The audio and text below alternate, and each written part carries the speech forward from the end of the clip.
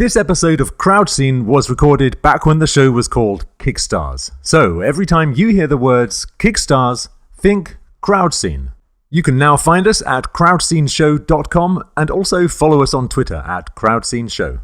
Thanks for listening. Kickstars.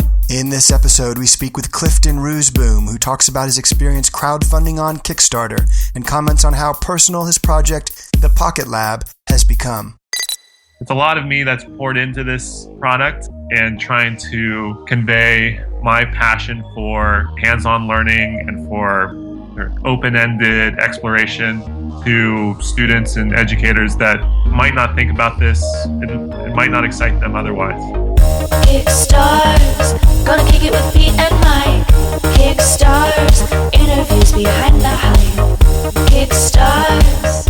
Hi there. Hello. Welcome to Kickstars, the show about successful crowdfunding campaigns and the people who make them happen. I'm Michael Ogden. And I'm Peter Dean. In each episode of Kickstars, we speak with people who have taken a risk by turning an idea of theirs into reality by raising money on a crowdfunding platform. But what did it take to reach their goal? I like to hear the story behind the idea, where it took them, and hear from them what it meant to find success. And I'm interested in how you design and plan a successful campaign, as well as what our guests have learned along the way. We'll talk about some of the factors that can make or break a campaign. So in this episode, we're joined all the way from Mountain View, California by Clifton Roozeboom.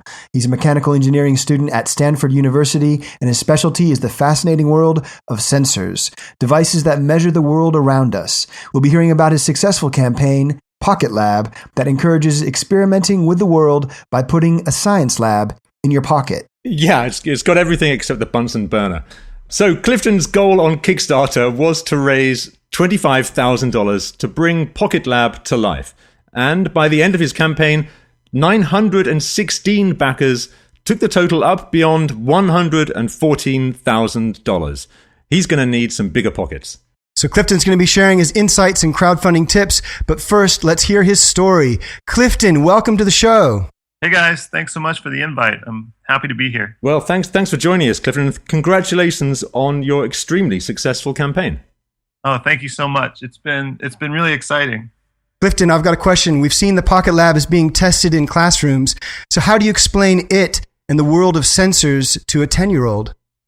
That's a good question. And, you have to explain it to the 10-year-olds and to the teachers of the 10-year-olds and the parents of the 10-year-olds.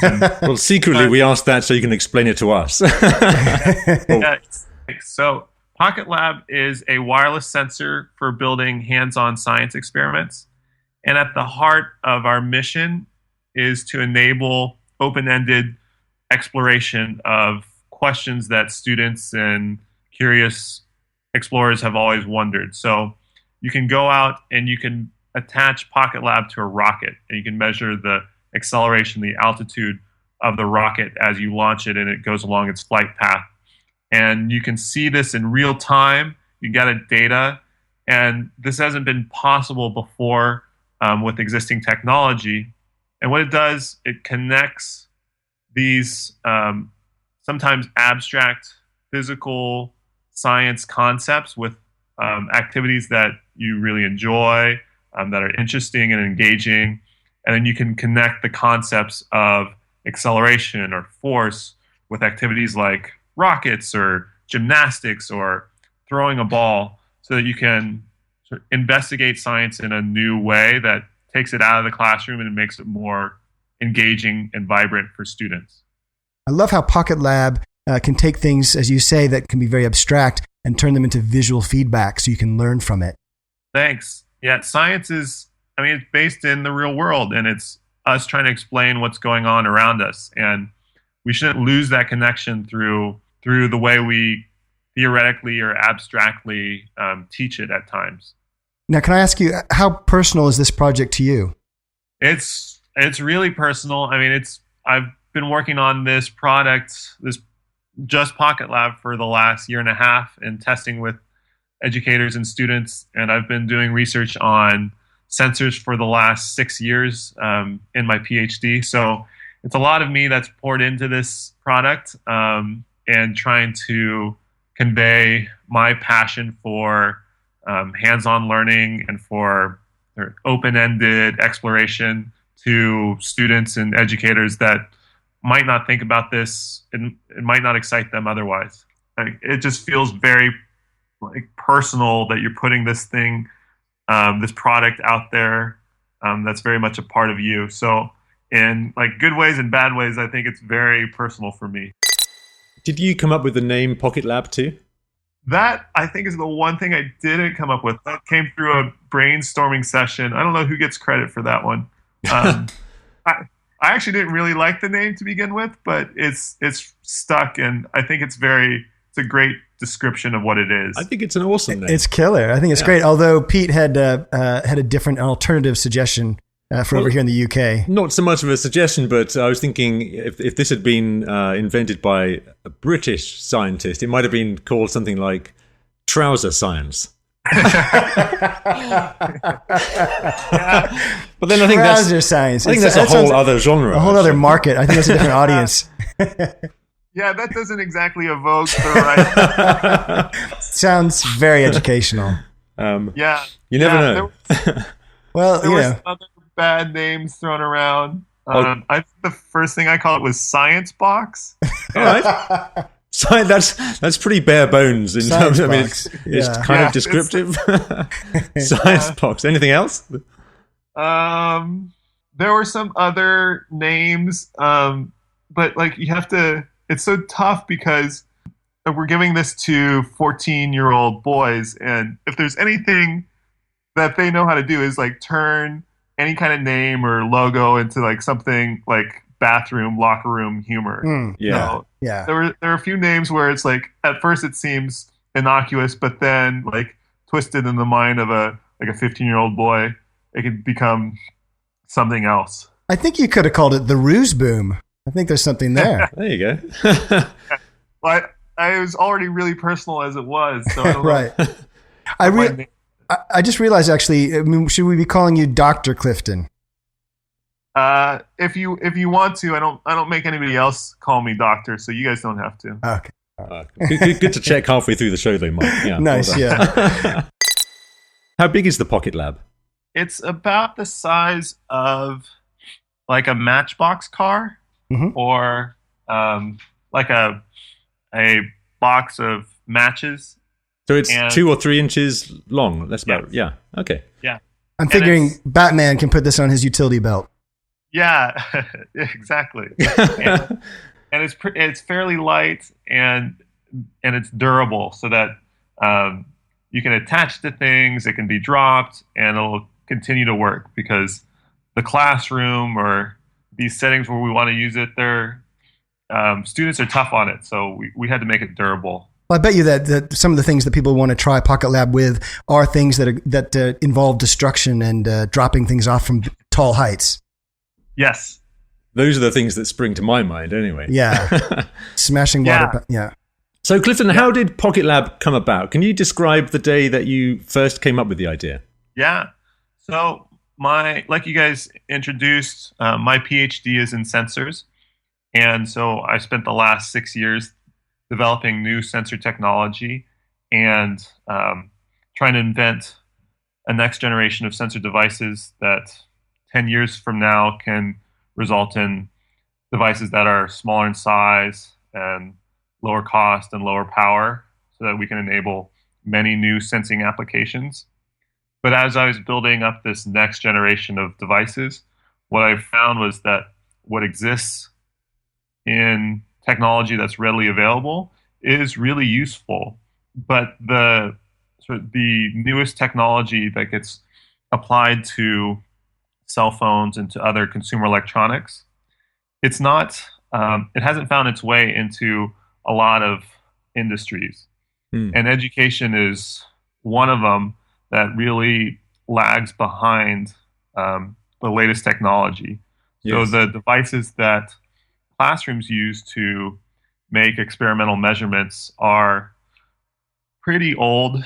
They're using technology that's 15 years outdated, and they're big and they're expensive, and it's not intuitive for students to use. You need to be like a mechanical technician to use some of these things, which really gets in the way of getting to the science learning. So when I just saw that, it really motivated me to take some of the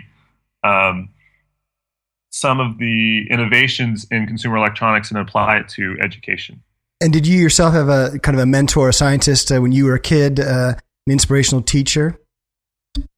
Yeah, I mean, I've been building things and taking things apart my whole life, and I coach robotics teams and mentor middle school and high school science teams. So like I'm involved daily. When you say I coach robotic teams, I was imagining a sort of team of robots. I'm picturing Hugh Jackman in Steel. What was that? I don't know. But you see those kind of Robot World Cup, the football game. Is that coaching those guys? Get them together at halftime. Give them Coach Roozeboom. Put me in the match. Yeah, that's not what you mean. I don't coach the robots. I coach the humans that build the robots. Oh, that makes far more sense. Yeah. Yeah. Okay. Yeah. Just have a whole team of robots building robots.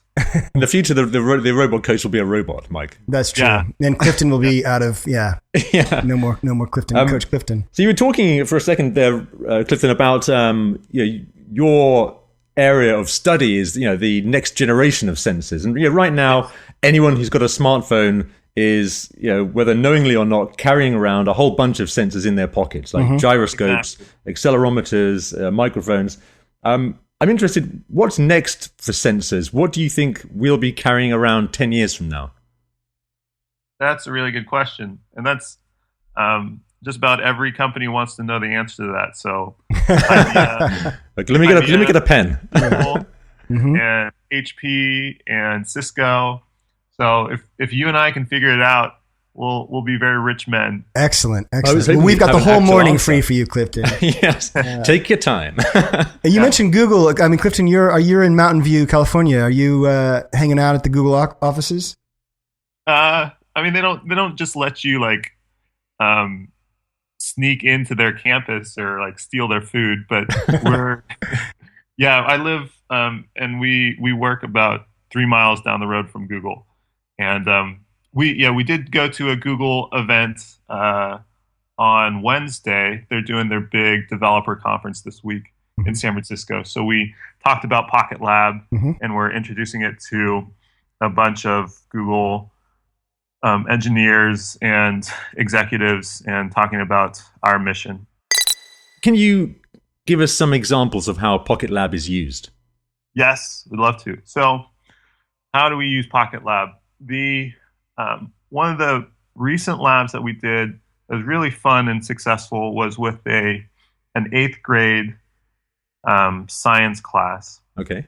And the class was learning about angular rotation.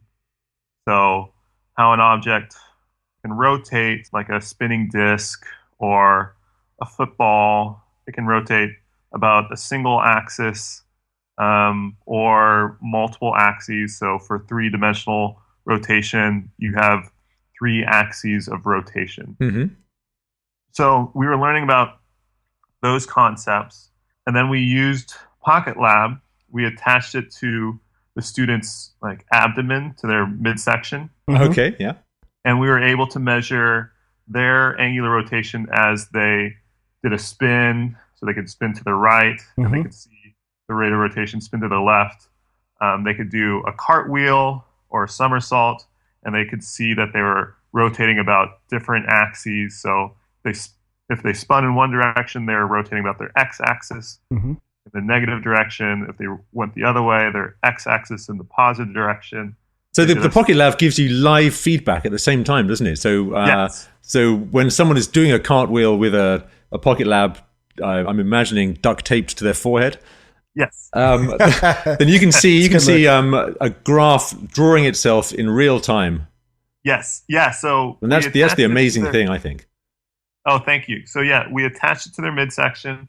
So one student was doing these active movements, and then it was transmitting data wirelessly to an iPad, and then the other student was visualizing the data, and you can see it come in real time. So student would turn and you can see that being graphed on the iPad screen.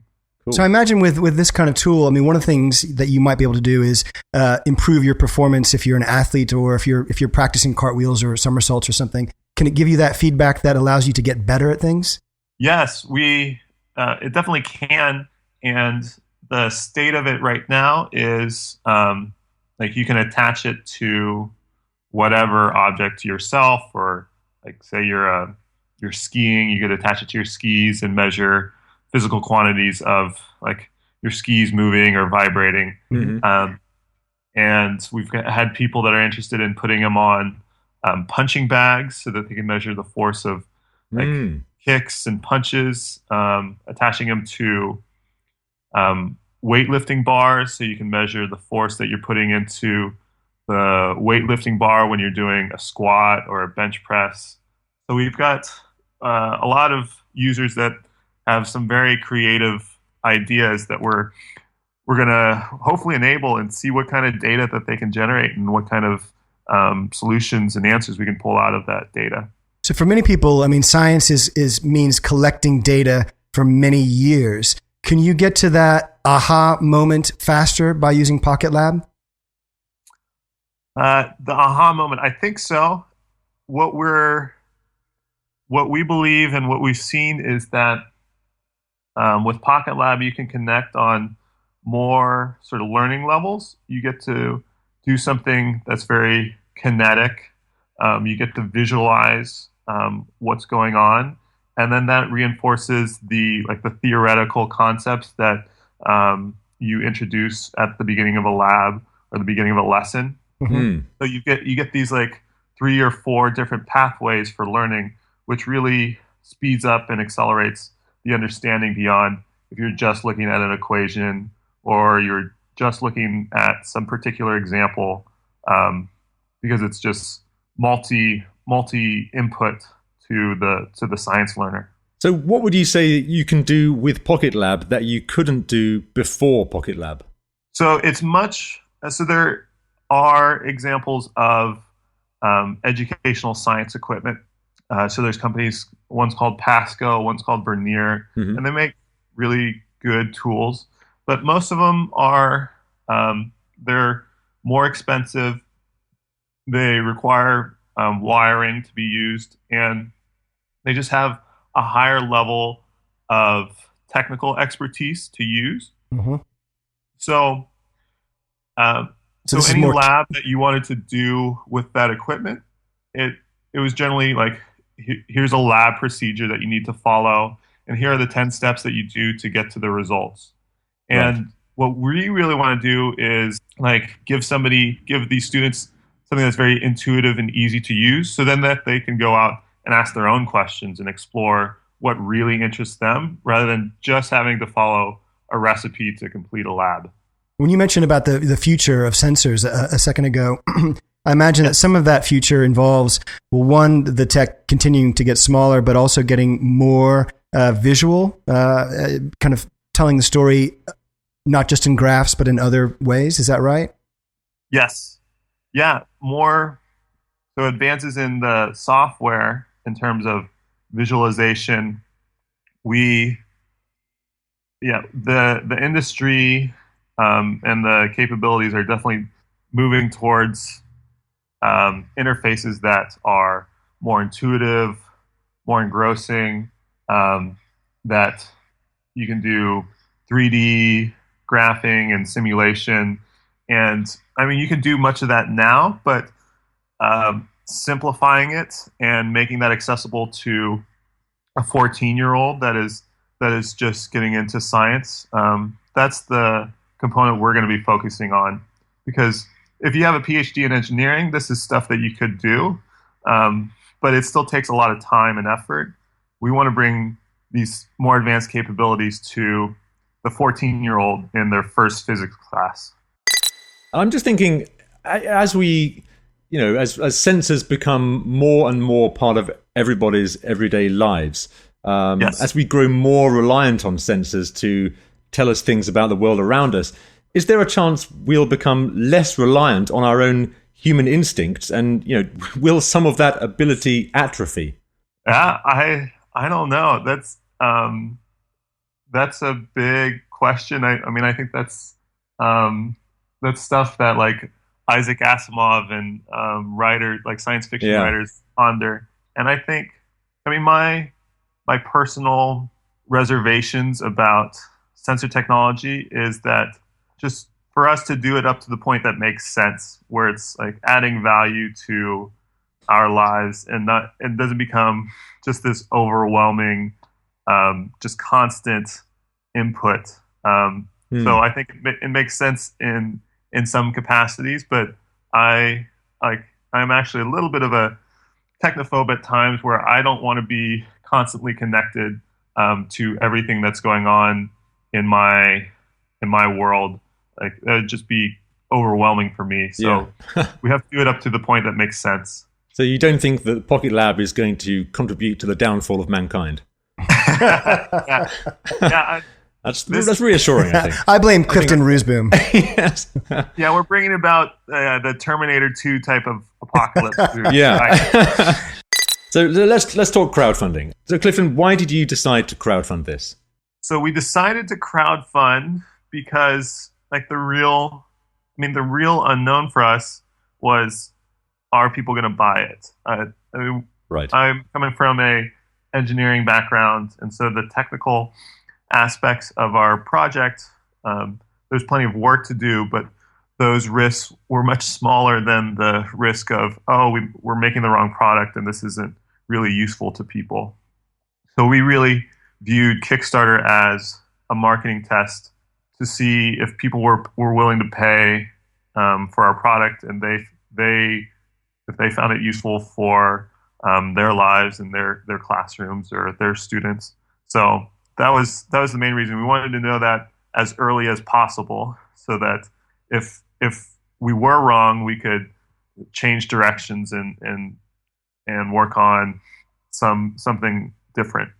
Now, for you, I mean, there's a space between being an inventor and an entrepreneur, which PocketLab, I imagine, demands that part of your brain. I mean, what skills did you feel that you didn't have that you've had to kind of build up in making PocketLab a reality? It's a good question.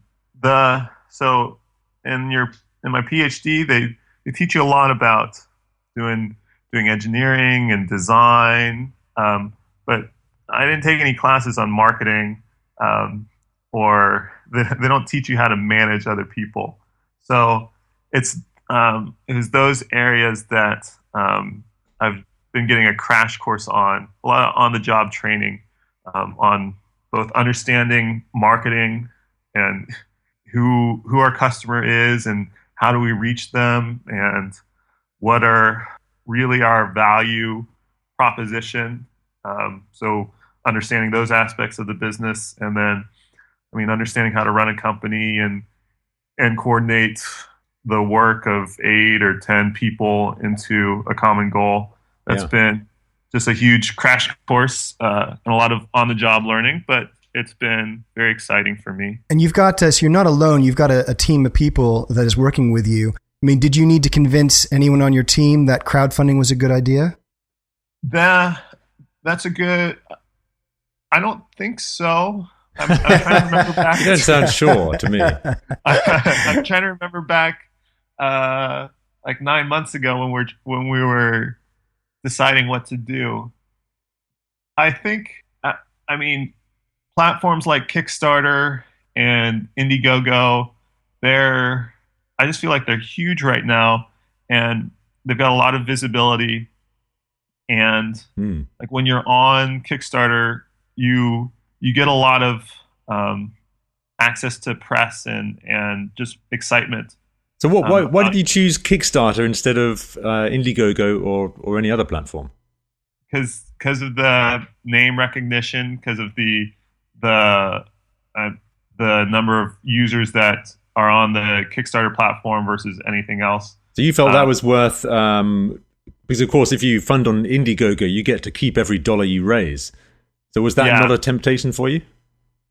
Yeah, we did look at both platforms and thought about it long and hard, and got advice from a lot of other people that had done crowdfunding campaigns. And I mean, I think if you're going to be successful, you're going to be successful on either platform.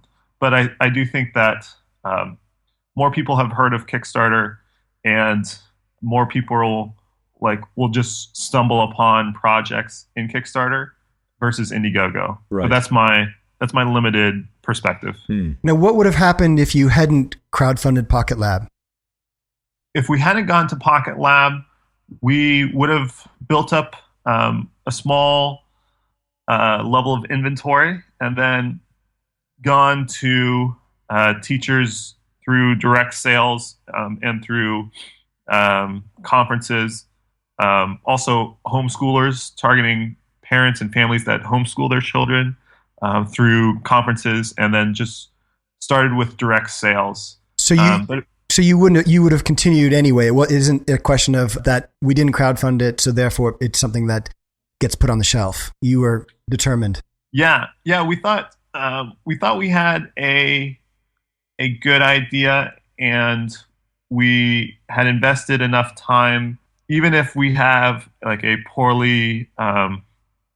poor Kickstarter campaign and we don't get funded, we're still going to go at this for another 6 months and try to sell it. And then if that fails, then maybe we'll do something else. But we were going to go plow through it regardless. So once you decided to go ahead and kickstart it, what steps did you take to get your campaign together and get it out there? Did you do any research into crowdfunding? Yeah, the amazing thing about any of these crowdfunding campaigns is the detailed blogs that companies keep and the updates that they send to their supporters, and it's just great research to get ready for doing your own. So I just about every kind of related tech product that I could find, I would read through their campaign and look at their updates and read through their company blog and see how things are going. And it kind of terrified me, actually, how much of a project it is and how many unknowns there are and ways that it can go wrong.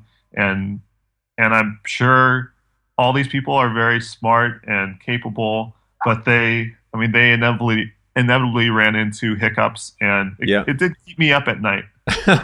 So when you were doing this research, was there any one particular resource or blog that stuck in your mind? Yeah, we're friends with a company called Dash Robotics. Okay. And they make this 6-legged running robot. Sounds terrifying. I want one. It's pretty cute, though. It's like a small box. And it actually came out of university research that was related to my own PhD. So I was developing sensors, and over at Stanford and at UC Berkeley, they were developing this running robot. And this robot was supposed to carry my sensors into earthquake zones, and so that you could sense what was going on. And so they spun off that technology and commercialized it. And they did a crowdfunding campaign through, I think, a now defunct platform called Dragon Innovations. And they kept a very detailed blog every week of talking about their progress and manufacturing. And that was a great insight into the process, both from an engineering perspective and manufacturing and logistics. So I would recommend that if you're planning on doing a tech Kickstarter or Indiegogo project. So to quote a famous scientist, you were standing on the shoulders of giants. Yes. The time that you took between deciding you're going to do a crowdfunding campaign and launching your campaign, how long was that? Was that a matter of weeks, months, years? Yeah, it was about, I think we decided in September, that was the strategy, and then our campaign went live in March. Yep. And so I thought we could do it in 2 months. I thought we could be ready in November, and then it actually took 6 months. So it's about 3 times longer than I thought we would need to get ready. And what were some of the things that you were doing that consumed more time than you thought? The video for any of these crowdfunding campaigns is so key to put together a story that will resonate with people, and that, especially for our product like ours, where there's a big educating the consumer kind of component to it, because it's not like this is a toaster and people intuitively understand what a toaster does. Right. This is a new type of product. Mm-hmm. So it's a big challenge in a 3-minute video, which is all the attention span that you get, to explain a new product and to craft a story that will resonate with people and motivate them to contribute to your campaign. So that took 3 months to film and edit together, and that was a lot longer than expected. But I think that's the biggest key to your success is that video. Yeah, absolutely. Let's talk about the numbers for a second. So your campaign goal was $25,000, and I believe PocketLab itself costs $98.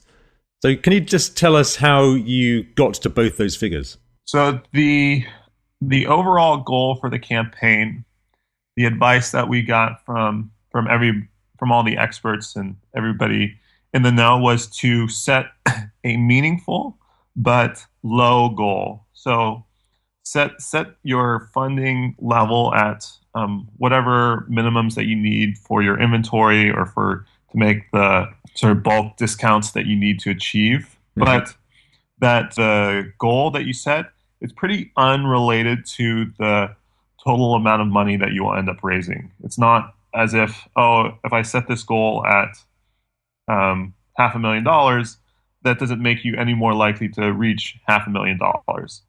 So that was the motivation behind setting it at $25,000, because that would be a meaningful order amount for us, but it was still something that we thought we could achieve. And then for the price of the device at $98, I mean, it's our goal to make it affordable for classrooms, and compared to existing equipment that for like an advanced physics lab would cost you about $1,000. We wanted to be able to offer a product where you could buy a class set of PocketLabs for what it would cost you to buy one set of the older equipment. We've tried to keep our costs down, but we're manufacturing everything in the U.S. for now, because it's just much lower risk in establishing those manufacturing channels. So our manufacturing costs are quite a bit higher right now than hopefully they will be when we reach scale. So $98 is what made sense from a business perspective and for our target for our customers. Okay. Before the campaign went live, were you doing a pre-campaign generation of interest, or were you trying to get the word out before you started it? I would say we didn't do a fantastic job about the press and the media buildup before the campaign. It was just a lower priority than some of the other tasks we had. We've tested for about a year before we went to the Kickstarter launch. So we had a base of users and had gotten lots of feedback. But in terms of targeting media and press, we should have done more of that in the month or few weeks leading up to the launch of the campaign. And that wasn't something that we did a great job at. So right before you went live with your campaign, can you put us right there in the room? Where were you and what were you thinking? I mean, I just remember being really nervous because here's my baby that I've been working on for the last year and a half, and I've spent the last 6 years working on sensor technology, and then the night before, like you set the campaign to go live, it's just like a step off into the unknown, and you don't know if it's going to raise $500 or if it's going to raise $500,000. So I don't know. I just remember being nervous, and the whole team gathered together that morning. So we got the advice that the best time to launch is at 8 a.m. Eastern on Tuesday. So we're on Pacific time. So everybody was gathered in my apartment at 5 a.m. to launch it and go live, and then start telling all of our friends and family that the campaign was live and that to log on and help us get this started. So it was a bunch of nervous energy really early in the morning on the West Coast. That sounds like fun. So we're going to hear more about that day. We're going to take a short break here. When we come back, we're going to hear more about what happened as your campaign went live. This episode is sponsored by Syndicate Room, an equity crowdfunding platform in the UK. So, what does that mean? Well, in exchange for your money, you receive equity in a business. Syndicate Room is an investor-led platform. So when you invest in a company on Syndicate Room, you're doing so alongside sophisticated investors. These are highly experienced business angels. They look at these early-stage businesses, they carry out their due diligence, they value the companies, and they invest their own money. Only then does a business meet the criteria necessary and the investment is opened up to the crowd. So the crowd can invest side by side with these experienced investors. And what's the best part? You get the very same deal on the same economic terms. So visit syndicateroom.com to see the current range of opportunities so that you too can invest with the angels. Please remember that investing in early-stage businesses is risky, and Syndicate Room is targeted at sophisticated investors that make their own investment decisions and understand these risks. So check it out at syndicateroom.com. So we're talking with Clifton Roozeboom about how he crowdfunded PocketLab, the sensor-packed science lab that fits in your pocket. So Clifton, you raised over $114,000, but was there ever a moment where you thought, we're not going to make it? We were confident in raising our goal, which was $25,000. And there wasn't ever a moment that we didn't think we were going to get there, but there were plenty of moments where we weren't sure how much money we would raise, if we would raise $50,000, if we're going to be able to raise $100,000. So there were a few moments where it was tough for us to project out what would be the final amount. I would say the first day is just so encouraging because you have all your friends and family that are contributing, and you get all these contributions right away, back to back, just one after the other.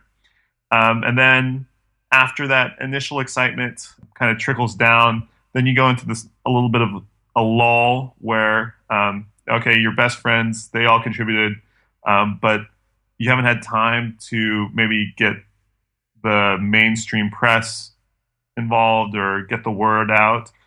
So it hasn't reached like a broad audience yet. Mm-hmm. So we had this little lull about 4 or 5 days into the campaign that was a little worrying. Mm-hmm. And that was maybe the darkest hour of the campaign. And then we were able to get some mainstream coverage, which really gave us a boost.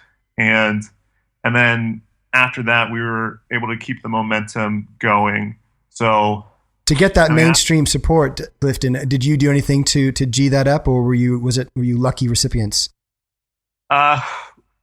We tried plenty of outreach to generate the mainstream coverage. I mean, we reached out to lots of writers at lots of tech magazines like TechCrunch and Wired and GigaOM and all these other tech outlets, and for the most part, we got ignored. Mm-hmm. And then out of the blue, a writer from TechCrunch contacted us, somebody that we had never interacted with, and she was really interested in doing a story. Mm-hmm. And I answered her questions by email, and then like 8 hours later, there was a story on TechCrunch about us.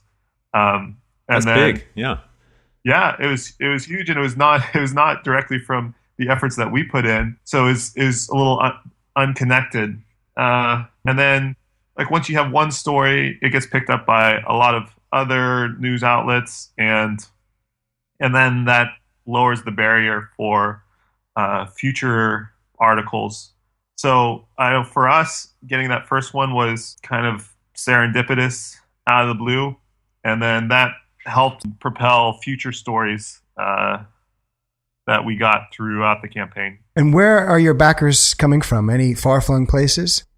Yeah, it's concentrated in the U.S. Because that's where we did most of our marketing, and that's where our team is based. But We've had orders from the UAE, from lots from Western Europe, from quite a few from Australia, a number from India. So we did get a good amount of global interest for the campaign. And when you speak to your backers, I mean, do you get a sense of why they contributed to your campaign? A lot of them are interested in technology and in science education, and they believe in the mission.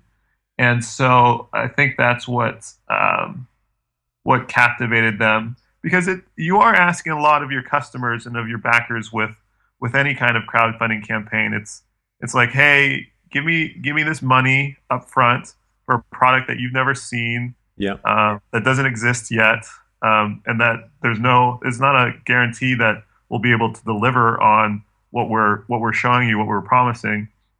And so, give me your money up front, and then 3 months from now or 6 months from now, we'll deliver you the product. Do you get any sense of who your backers are? I mean, do you know that these are people in education, or are they sort of home enthusiasts, as it were? Kickstarter is it's a great platform for the geeky, nerdy folks that are just love to be early adopters of tech. And so that's really the majority of the people that contributed to our campaign. And now, as we through our own website, we're getting more orders from teachers and educators as they've had time to think about the product and go talk with their science department about ordering it. So it's more of a process for an educator to buy a PocketLab set. So I think that most of our customers and backers came from these moms and dads and techie folks that believe in the mission of the product. Can you describe the best day of your campaign? The best day? Maybe the last day when we could breathe a sigh of relief. There were, when you get these articles written about you in news outlets that you read, it's really encouraging, and you get to feel a little bit like a celebrity for a day. Yeah. So we had an article in TechCrunch, and then Popular Science, and then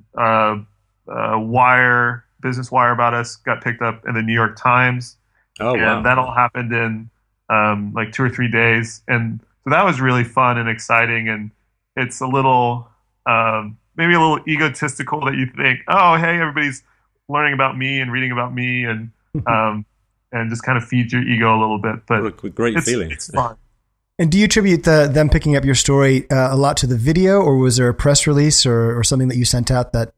For the New York Times, we have a manufacturing partner called Proto Labs, and we won a prize for some free manufacturing services from them. And they're a large publicly traded company, and so they released a press release about us. And anything that they do is much more likely to get picked up because people, they're publicly traded, and people care about what's going on with their company on a much broader scale. So that's how we got that one. What would you say was the craziest thing that's happened since you put PocketLab out there? Well, the thing that I love the most are just the crazy applications that people come up with. Uh-huh. And we just get lots of emails and messages about, hey, can I put this in a river and measure the turbulence of this river that flows by my house? Or mm-hmm. Can I throw it in a weather balloon and send it up into the stratosphere and make measurements? Or can I attach it to my son who loves to do ski jumping, and we can measure the performance of his ski jump? That's a good one. Yeah, and my response is, yeah, you can, or yeah, we'd love to see that. I have not personally attached PocketLab to a ski jumper and looked at the data that comes from an experiment like that, but I would love for you to do that, and I would love for you to share your results with us. So it's questions and comments that like that are the most exciting for us. I mean, actually, you do have an opportunity there with building a community, almost like a GoPro, where people are using GoPro to record adventures, and then on the GoPro site, it's almost like a channel that people were sending you videos of stuff that they're using PocketLab for. That could be quite fun. And yeah, exactly. That is what we really want to enable, is this community of support and sharing and exchange of crazy ideas. And one of the ways that we're trying to enable that is we're developing a feature where you can record video with your iPhone or tablet that's synced with the sensor data coming from PocketLab. So that's a very shareable thing that we hope our users will create and post, and that can get exchanged or through our platform. You mentioned that first there was a lull at one point in the campaign, and that there's always going to be inevitable kind of moments of doubt. What keeps you going? What keeps me going? My wife, she's really supportive and very encouraging. I mean, that was one of the biggest ones. Mm-hmm. The belief that this can have a positive effect on something like education, inspiring students, and to think about science questions. I mean, I got a PhD, and so obviously I believe in education, the value of education, and the value of doing science research. And so believing in that mission goal was motivating. And then the team, I mean, we can all act as cheerleaders for each other. When one person has a moment of doubt, I can help boost their morale. And when I have a moment of doubt, there's other team members that can lift me up and encourage me. And I think those three things are what really helped me through the campaign. Well, I want to ask, what did that last day of that campaign, you mentioned, that was one of the best days. How did you celebrate?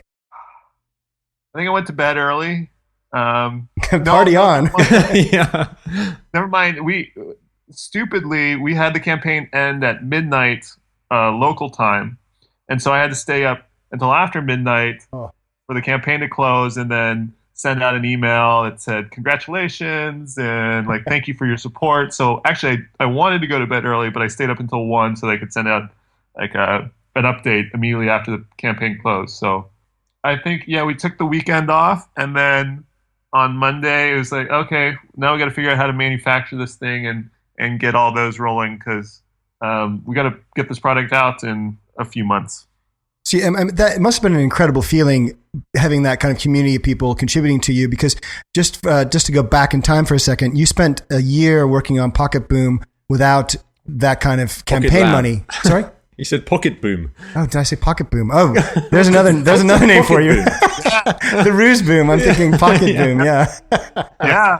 I like that one. PocketBoom. That's it's got legs. You can have that in there for the next.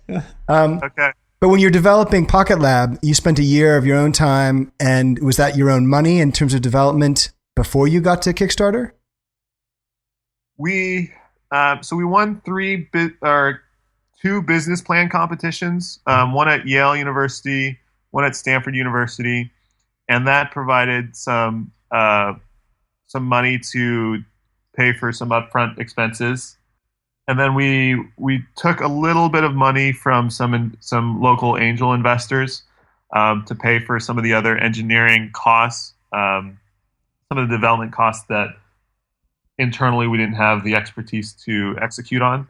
And then to raise the Kickstarter funding was to pay for the inventory and the tooling and everything we needed to actually get into production. So now you've successfully raised way more money than you were aiming for. Yes. What's next? Well, manufacturing mostly. So I've got 1,000 cases and boxes in my living room right now, and we've got very sympathetic wife. Yes, yeah, yeah. And we just got our first production level circuit boards back, which I'm testing as soon as I get off this podcast with you guys. Okay. And making sure that passes our functional tests. And then we'll be doing our big production run for all the units that we need for Kickstarter. So that's the immediate task. And then we are building up curriculum and lessons and putting together like user forum and a community that will help us support all of the PocketLab users once we have 1,000 of these out in the wild in use. After we get those things done in, I think, August, September, we'll start to think about what does PocketLab 2 look like and how do we bring that to market while all this other business stuff is going on. And are you juggling this at the same time with your PhD? At some point, your PhD is going to come to an end? Oh, thank goodness I defended my PhD like 3 weeks ago. Okay. Oh, well done. So after 6 years, they finally let me go. You always hear these crazy titles of PhD theses. Is that what you call it? Yes. Theses? What's the title of your PhD?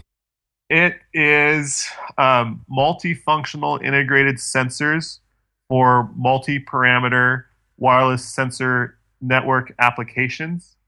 So it's very catchy. Yeah. It rolls It really right off. is. Yeah. Just like Science Box. Yeah. Just Science Box. Science Yeah. Box. Yeah. So if you guys ever have trouble sleeping, let me know. Yeah, exactly. Yeah. Send that over. We'll put it on the blog. So, Clifton, we're going to take one last short break here. And when we come back, we'd like to hear your advice to our listeners with your top tips for crowdfunding success. Okay, great. Hey everybody, a quick break to encourage you to sign up to our podcast at iTunes. To stay informed about the show and our upcoming guests, please sign up to our newsletter at kickstars.net. And to follow us on Twitter, we are at Kickstars Show. So we're back with Clifton Roozeboom, who ran a very successful campaign around the PocketLab. So Clifton, what advice do you have for our listeners who would like to start their own campaign? Can you give us your tips for crowdfunding success?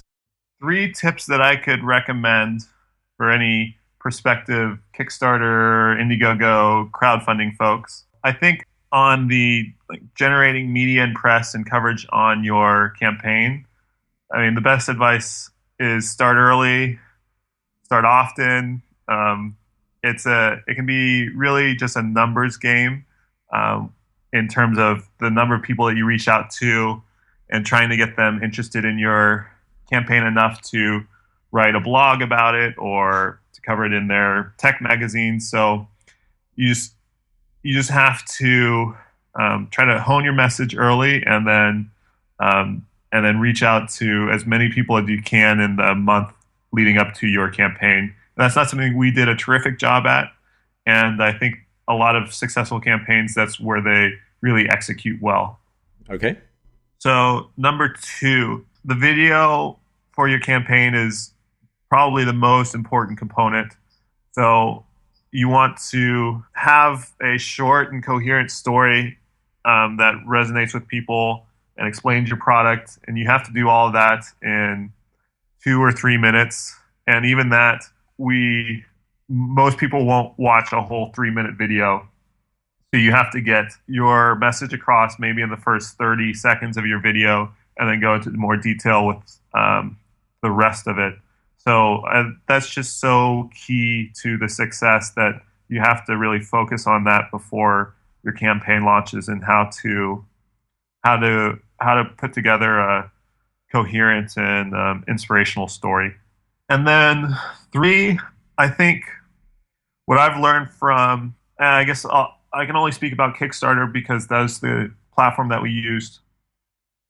These platforms, they're good for reaching a wide variety of people, I think, but they're definitely best at reaching the nerdy, techie demographic. And if your target customer is, I don't know, maybe a rural farmer, but you want to launch your product through Kickstarter, I mean, you have to think about, are those people really going to find their way onto Kickstarter? Do they understand what the platform is, what crowdfunding is? And even for us with science educators, we found that we had to educate a lot of people about what Kickstarter is and what crowdfunding is. And so don't take that for granted that everyone understands what a crowdfunding campaign is. Okay, cool. So let me just see if I can recap that. So number one, with your media coverage, it's important to start as early as you can. And then once you get going, do it often. Really a numbers game. And it's also not a bad thing to use Twitter so long as you can single out high value targets. Number two, the video is the most important part. It might just be 2 or 3 minutes long, but you've got to tell your whole story during that time. And people might not even make it to the end because no one has an attention span longer than a minute these days. So if you can get your message out there in the first 30 seconds, that's a good thing. And lastly, got to make sure that your target audience is on the crowdfunding platform that you've chosen already. So if you're running a campaign and you're aiming at farmers. No, that was my takeaway, is don't aim your campaign at farmers. Yeah, that's probably the tip. Don't do a crowdfunding campaign aimed at farmers. You heard it here first. I don't know if that's completely true. So there's a like a beekeeping product. I saw it, Flow Hive. Go. Yeah. And last time cool. I checked, they raised like $10.5 million. It was amazing, yeah. And they've got a good video. They do. They've got an amazing product as well. Yeah. So, I mean, I think if you've got a terrific product, it doesn't matter maybe what the platform you use is, but it is know who your audience is and where they are. Yeah, exactly. I'm thinking about registering crowdfarming.com. I think that's a winner. Yeah. All right, let me write that down. Okay, so let's just check the mailbag. Mike, is there anything in the mailbag? Any other questions for? Yes, there is. There's a Mr. Rob Deely contacted us through Kickstars.net, and he asks Dr. Clifton Roozeboom, "What's the strangest thing you've seen someone try with PocketLab?" Ski jumping was maybe the coolest idea I've heard. Attaching it to a ski jumper and measuring their motion through the air. Somebody else wanted to attach it to a boomerang. That's a cool idea. Oh, that is a good one. And so you can measure the rotation and the flight path of a boomerang. You did say you sent a couple to Australia. Yeah. But they came right back. Boom. Boom. And some people have even crazier ideas about like sending them on boats that they're like launching to go across the Atlantic. And we don't have the technology to support some of those use cases, but hopefully soon. So it uses Bluetooth connection to transfer the data. And so you've got a range of about 150 feet from the PocketLab sensor to your connected device to transmit data. Right, so before we wrap up, Clifton, it's time for what we like to call guest picks. And this is where our guest, you, tell us about another crowdfunding campaign, whether it's past or present, anything that you think is cool. So, Clifton, what have you got for us? So we have some good friends. They make a product called Ruminate, and it's a building block, kind of like Legos for young girls to get them interested in science and engineering, and just this sort of hands-on play tool that there's lots of them for that are really targeted at boys, but not a whole lot that resonate with girls. So that's called Ruminate, is that right? Ruminate. How do you spell that? ROOMINATE. Oh, okay, Ruminate. Interesting. Well, let's look that up. We'd like to say a great big thank you to you today, Clifton. You've been fantastic. We're grateful for your time, your insights. It's been a pleasure having you on the show. Oh, thank you so much. I really appreciate this opportunity. It's been fun to chat about all things crowdfunding with you guys. And where can people go, Clifton, to find out more about PocketLab online? Our website is thepocketlab.com. And so go there and you can check out everything that's going on and our videos and more information about the product. And then we're also pretty active on Twitter. So follow us at the PocketLab, and we'll share hopefully interesting and relevant news and information with you. Fantastic. And can you leave us with some words of wisdom? Is there a quote you have stuck on the wall of your laboratory? Something that keeps you inspired, words to live by?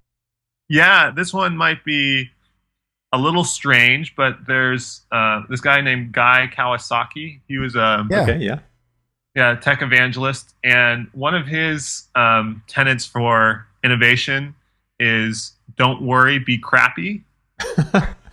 Good. And that comes from this point of view that if you're doing something truly innovative, to not get so bogged down in all of the technical details and hitting every target spec that you want. Otherwise, you'll just never be able to come out with your product. But that at some point you have to realize what is good enough, and it's time to get this out in front of people and showing them this new technology, and then you can iterate on the technical specs and other engineering things with your second product and as you go along. But if you're worried too much, like, you'll never be able to get the product out there. I like it. Don't worry, be crappy. I think we can relate to that here at Kickstars. Yeah, it's excellent advice. So Clifton, thanks so much for being such a wonderful guest here on Kickstars, and we wish you all the best as you deliver your awards and unleash PocketLab on the world. Yeah, best of luck, Clifton. Thank you, guys. We're excited. So you've been listening to Kickstars, the show about successful crowdfunding campaigns and the people who make them happen. A big thanks to our guest, Clifton Roozeboom, or Dr. Clifton Roozeboom, for his time and insights in this episode. To find out more about PocketLab, check out his website. It's thepocketlab.com. And to hear about upcoming guests on this show, please sign up to our newsletter at kickstars.net. And if you like the show, a good review on iTunes helps us reach more listeners. And if you haven't already, please subscribe to Kickstars on iTunes or any other podcast app. Our thanks to the very talented songwriter Kim Bookbinder for the Kickstars theme music. For more on Kim, do check out kimbookbinder.com. Thanks for listening.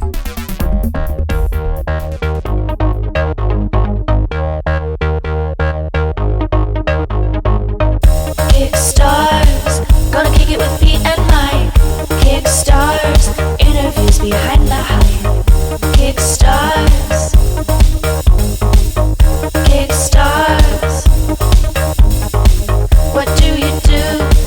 What do you say to make crowdfunding go your way? Kickstars, Kickstars.